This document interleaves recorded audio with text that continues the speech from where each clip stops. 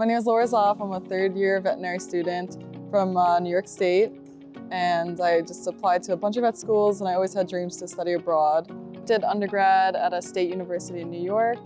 For 4 years, I got a bachelor's degree. That's usually the course that most Americans have to take to get into veterinary school. I never knew about a 5-year program, but yeah, I really enjoyed my undergrad. I did biology, I majored in biology and math. I mostly was an athlete. I ran track, and that really helped me structured my life. And then over the summer, I got involved in dairy farms and research with the ecology, and I got really into the veterinary field.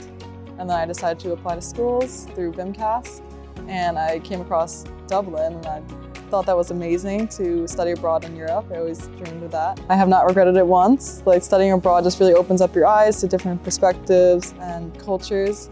And then I've kind of always had a background of research. In undergrad, I did projects mostly with Program R, statistical analysis with topics such as the bushfires in Australia, kind of ecological projects. So I always had a strong background in research.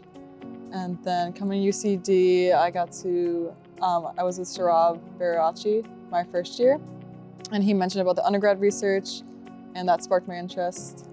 And then I got involved into this project.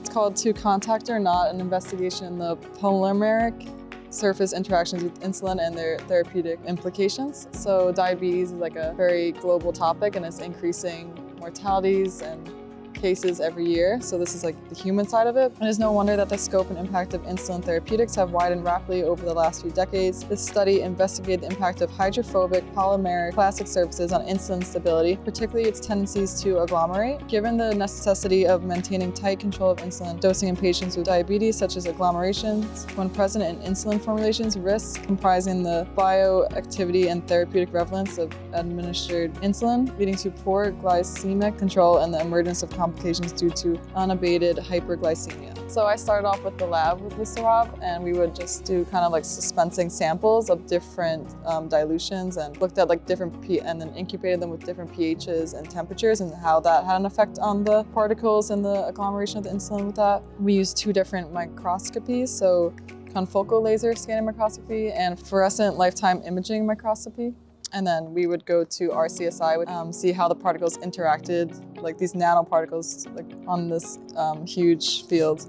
So we found that amine-terminated particles cause larger aggregates and greater molecular distribution compared to the acid-terminated ones. And this highlights the need for improved material design and further research to ensure insulin remains fully active and effective in therapeutic use. So kind of stuff that we don't really think about every day, how it's administered and the interactions on the nanoparticle side. Yeah, so this was just with human insulin and studied for that. And most of the veterinary diabetic field, we used similar products and insulin syringes, and the next studies use canine insulin, porcine insulin, and see if it's similar. Basically on a microscopic level, they have similar insulin.